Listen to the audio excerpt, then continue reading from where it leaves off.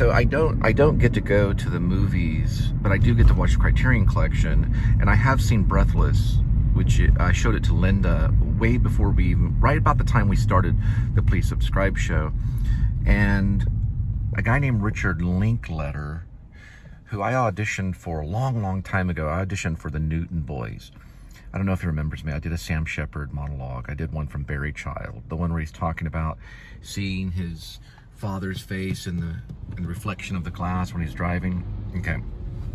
I didn't get the part, but a friend of mine, a couple of my friends, I think, or one of my friends was an extra in Newton Boys. My high school sweetheart was. Anyway, this, I think I'm going to stab at the pronunciation. Nouvelle Vague? I'm going to say Vague, which I may be corrected, but I looked at the IPA pronunciation, which is the International Phonetic Alphabet, and it's VAG, which I believe is pronounced Vague. So it means new wave. And it's basically following, I guess, Breathless, which is by Jean-Luc Godard, the director. It says it right here. Jean-Luc Godard. He did a film also called Weekend, which I've talked about, which is set in a car, and Breathless has a car in it too. And it was kind of a film where a lot of filmmakers that have seen it, you know, even Richard Linklater has talked about it, where it's like, if you can make a film like this, then I'll give a stab at my own, you know, version of trying to make a movie or a motion picture, you know. It is good, and I've watched it many times. It's the reason, I think the reason why Breathless is good, you know. I haven't seen this one. This one's supposed to be like a really big party. It's supposed to be a very great film. And I'm kind of, my hat's off to Richard Linklater for going out to France and doing this. He's one of my favorite directors now for doing this. I haven't even seen it, but I'm a big fan of Jean-Luc Godard because he's a major eccentric. And also, I think her name is Jean Seberg. I think she's like the prettiest movie star like ever. She plays the American in the movie. And she's kind of in love with this criminal type guy that's, even though the crime is done very soft, you know, it's not like Reservoir Dogs and things like that. A lot of times they use sound effects rather than real gunshot noise and stuff. And there's a lot of hand signals and things that they do that brought about the new wave movement. You know, this film was kind of, it set the tone for new wave movies. And I think it also, in my own personal opinion, it has majorly affected the vlogging world because of the jump cut, which I rarely ever use. I've done a few jump cuts, but a lot of jump cuts are in vlogging. And he used the jump cut to save on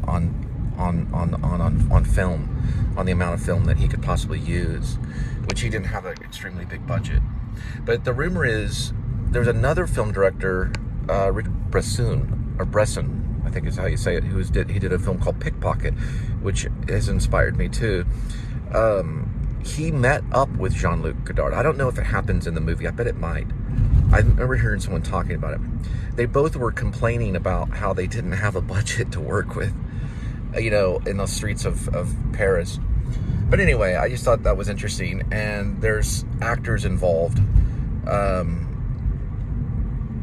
There's also a character called, there's an actress called Aubrey Dulin. The three are Jean-Luc Godard, which is the director.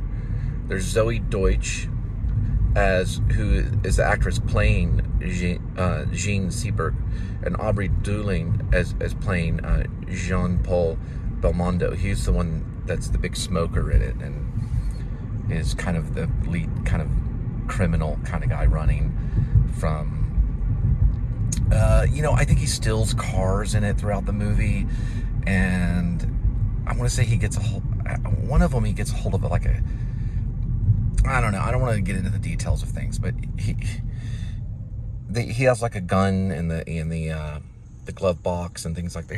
Here's Richard Linklater's kind of version of it. He makes, from what I've seen from a clip, he makes Jean-Luc quite the eccentric, which he was. Jean-Luc was the one that talked about how there's never just one image, there's two images, which you pause in thought when you hear him talk about film. He also felt that photography was reality, or, and then I don't want to quote him without looking up his actual,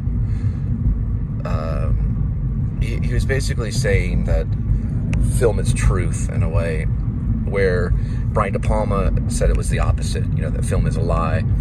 I kind of agree with both of them. Anyway, this is what he's working on, or he's already released it, and supposedly everyone that's seen it loves it. It was released in May. I did see some interviews with Ethan Hawke on another movie they were working on about the creator of Oklahoma the musical, and I think they mentioned this one, and it was like positive reviews. It's 105 minutes in the running time, and there's the writers behind it: Holly Gent, Vincent Palmo, adaptation by Michael Hopperstad and Leisha Mason. Anyway, I wanted to see this, but it'll be some time before I can see it. But I'm still watching Breathless, so it's pretty good.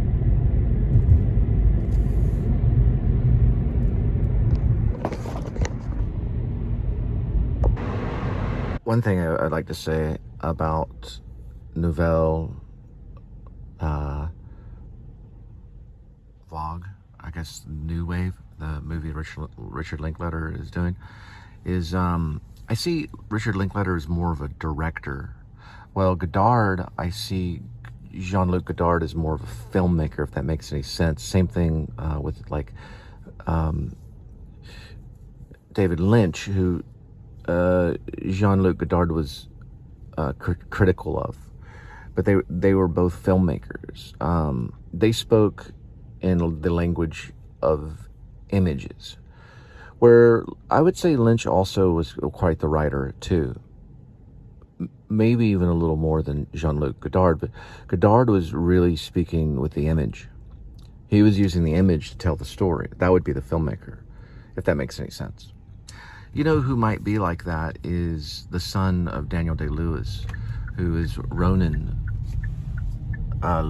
Lewis, who just made a movie, I think Anomie or something like that, Anomony, or something like that. I have to look at it, but anyway, they do better with images than they do words. Where Linklater started off trying to be a writer, he wanted to be a writer. So I think he's telling the story using words as kind of a foundation, and that makes a director, as if that makes any sense. Not that Linklater is not a good filmmaker, he is, but I think he's based more in maybe language nowadays. He started off more imagery with Slacker and the other stuff, you can't learn to plow by reading books, or it's impossible. It's impossible to learn to plow by reading books. But I don't know if that makes any sense. But I would just like to say, I do want to see the new movie, though, to see, the twist that he does with filmmaking. But, I mean, he's pretty grounded as a director, I think, if that makes any sense. He's not all over the place. Like, Godard was a lot of inserts, a lot of stock footage. He was really thinking with the image. All right, got one at Shake Shack, 9:53 arrival, 1 minute, 0.6 mile for the pickup. Well, I guess I'm trying to make my brilliant point. I guess what I would say with Linklater versus Jean-Luc Godard is one bases his storytelling method more in visual, while the other bases it more in storytelling structure using words and visual, if that makes any sense. I think it kind of does in a way. You have to see Breathless to understand, like, oh, this guy's really inventing a way to tell a story using images. That's what I think with Breathless. While I would say Linklater went back to, you could say, Hollywood classicism and just telling the story standard way of telling stories. Meaning there wasn't anything majorly, it's artsy, but it's artsy because of his writing, not necessarily because of the visual. Like, for example, Lynch stuff, it's going to be artsy because of the visual. You're seeing the structure of art as opposed to just your standard way of telling a story. The vlogs, you know, the video logs that are out there today. They're all probably experimenting with a way of diary using video and you know, whatever else comes up, language or whatever, like video and logging it, you know, blah, blah, blah, thoughts and ideas. I'm trying to get to Shake Shack. So a lot of accidents happen, you know.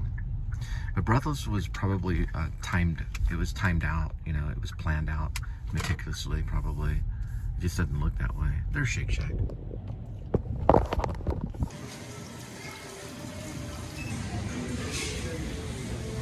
All right, this Shake Shack is on its way. 10:09 arrival, 11 minutes, 8.1 miles for the...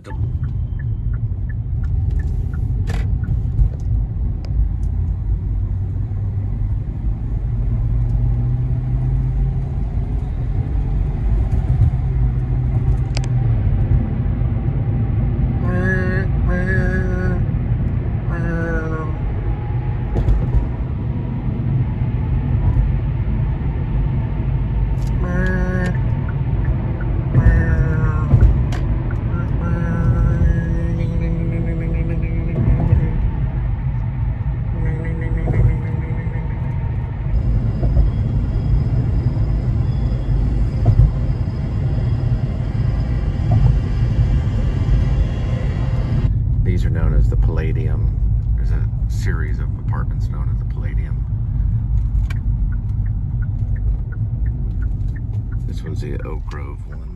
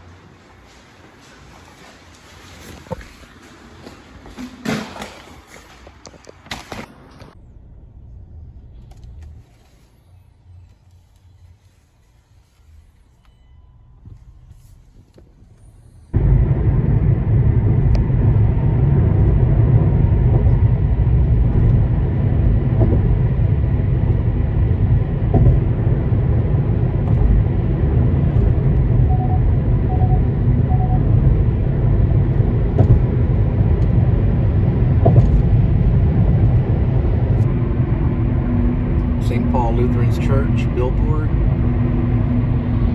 Be watchful, stand firm in your faith. Corinthians.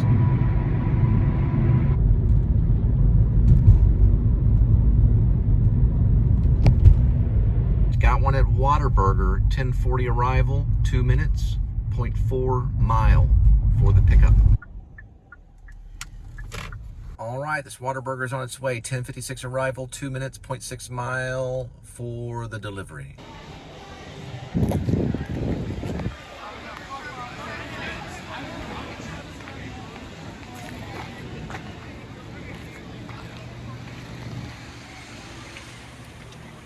All right, looks like we got one at Fuzzy Tacos. 11:15 arrival, 5 minutes, 1.2 miles for the pick. Looks like they got the butt burning sauce.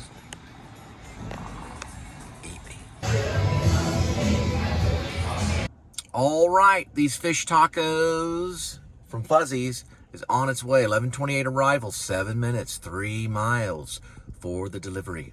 And another thing I want to say about Is This On, which is the Bradley Cooper movie. In the interviews and everything this recently at the New York Film Festival, NYFF, Bradley has really done a good job with keeping up on appearances. I'm really proud of him.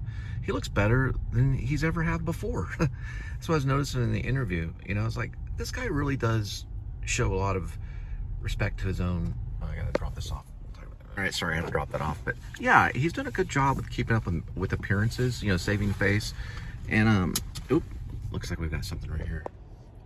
This looks like a possum. He's crossing the road right here. But, you know, a lot of people were saying, well, Bradley was saying in the interview, like, well, what if he was the protagonist, you know, the lead role? He said he would have been a wreck. So he's taken over the job of a filmmaker, you know, even though I would say Will Arnett is glamorous, but I think I don't know why he did what he did with Will Arnett. Because Will Arnett, believe it or not, in what I've seen so far, and just a little clip, and I'm really good at watching trailers, this could be an Oscar nod, maybe. It seems like it's a pretty real performance from Will. And listen, the camera, and Bradley has chosen to put the camera like right close to the actor, which I think is going to be a stylistic choice. And what I'm seeing where Bradley's going is he's really going into the filmmaking field. You know, that's probably like meeting guys like P.T. Anderson, you know, and working with some of the best filmmakers like Clint Eastwood and everything. So he's holding his own as a filmmaker, which I think is cool. But surprisingly enough, just like other great filmmakers, like Orson Welles and all the rest, he's also within his own movies. Charlie Chaplin was the same, you know, and he's got the smaller role. So he did that probably to focus on being, you know, a filmmaker, director, and then of course actor. And so he is kind of a representation of the Actor Studio Drama School. And I gotta admit, you know, he's done a great job so far.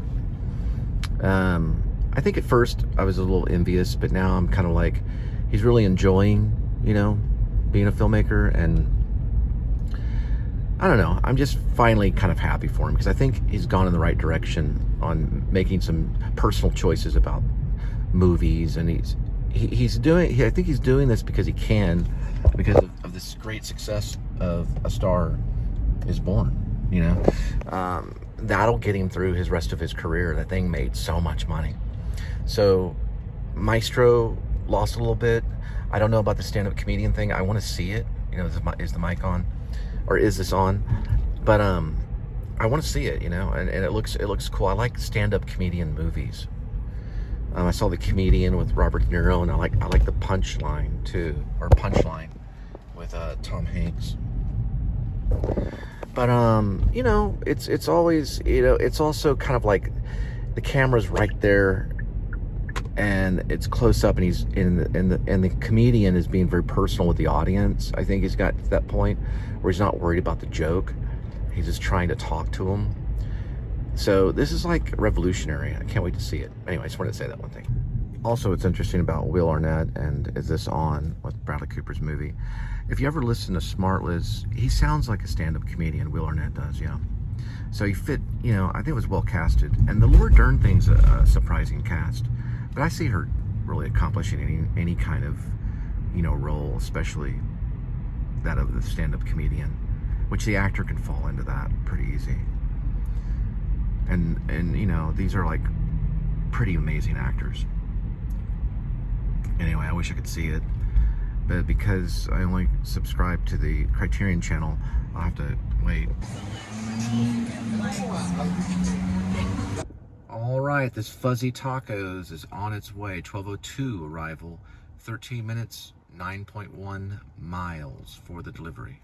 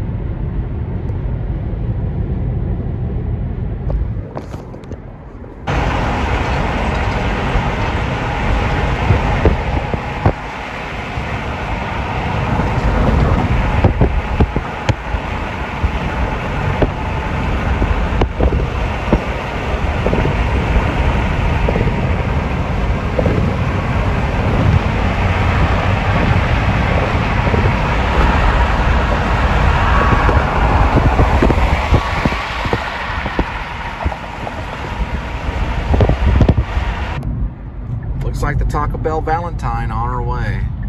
12:21 arrival. 3 minutes. 0.8 mile for the pickup. All right, Taco Bell on its way. 12:32 arrival. 5 minutes. 1.8 mile for the delivery.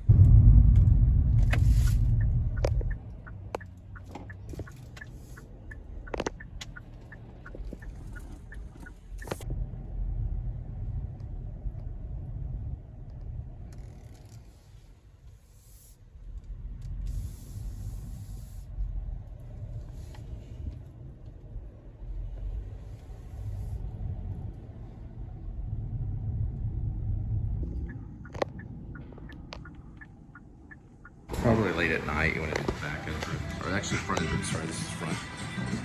All right, got one at Papa John's. 12:50 arrival, 4 minutes, 0.9 mile for the pickup. Chocolate brownies and a sausage pizza. All right, Papa John's, 1:08 arrival, 14 minutes, 4.5 miles for the delivery. Kimball Art Museum, Myth and Marble, all the way through January.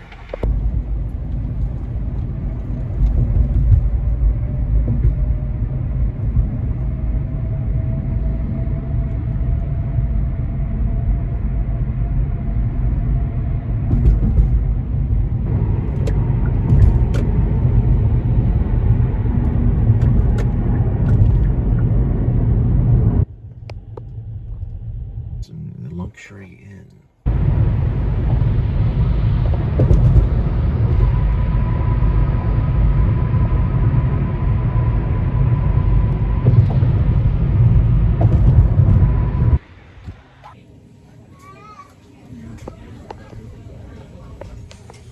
Had to take a restroom break.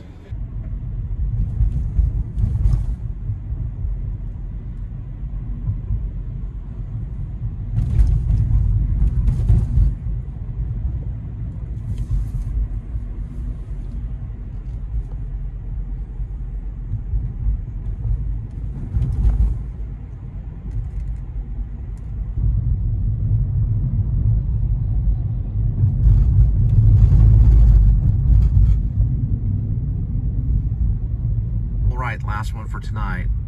Taco Bell and Berry. 1:29 arrival. 2 minutes. 0.6 miles for the pickup.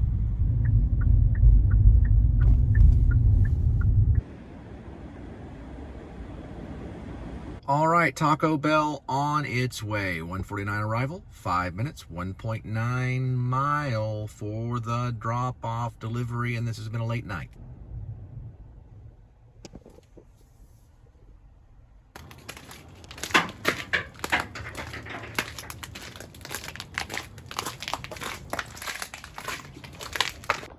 All right, that's the last one for tonight. We're gonna go back to feed Kitty.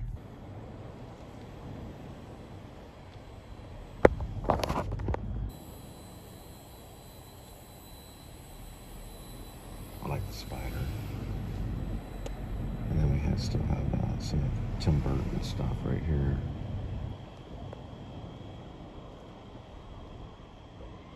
A little projector with ghosts.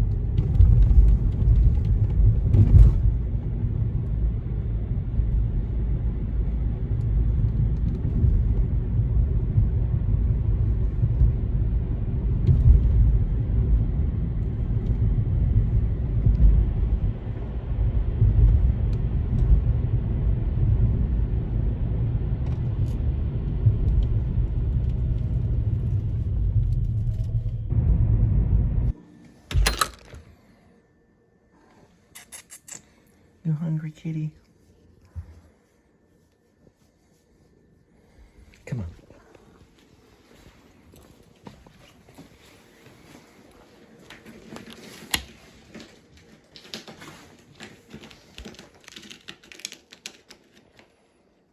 Real quick, this one's yours, and this one's for the outdoor kitties. Just wanted to show that. It's a whitefish and tuna dinner they get, and they're hungry for tonight. I'm not showing everything, though. I'm cutting it short. You get this one. You got it? So here we go with today's kitty. It's Sheba cuts, tender turkey. Ooh, turkey. You don't get turkey a whole lot. Let's see here. I'm gonna try to figure this out. You go this way, that way, this way, that way, this way, that way, this way, that way, and I'm gonna do that a few times. Here we go, kitty. This is one easy move. Right? The perfect portion for Mr. Edmund. Tuxedo, scratchy, casapetes. All right. Enjoy your food. This goes to the outdoor kitties.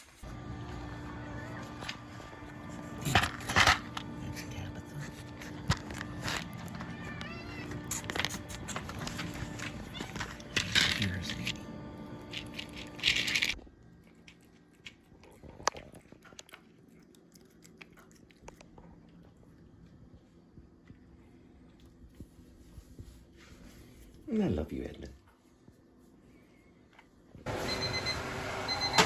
Good night.